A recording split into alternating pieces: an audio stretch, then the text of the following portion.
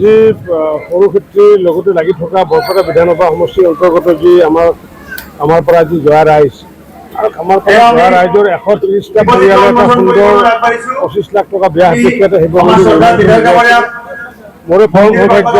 এই উদ্বোধন কৰাৰ কাৰণে মোক অধ্যক্ষ হিচাপে আহ্বান জনাইছে আৰু আজি মই আৰু এই জয়া ৰাইজৰ যি সমন্বয় এই সমন্বয় দেখি মই ভাল লাগিছে কাৰণ কিয় 130 ঘৰ মানুহে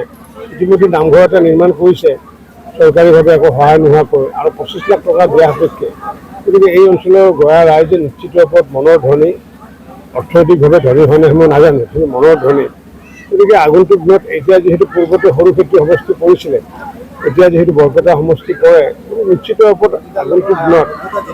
ময়ে হওক বা আমাৰ দীপক কুমাৰ দাসে হওক আমি সহায় সহযোগ কৰি পেলাই গাঁওখনক থকা দিয়াৰ কাৰণে ব্যৱস্থা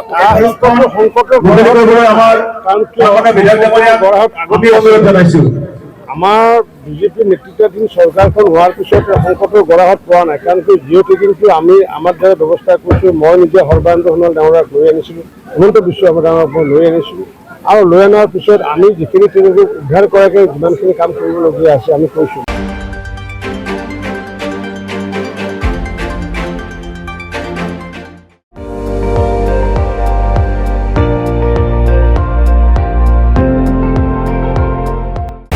আপুনি চাই আছে ND24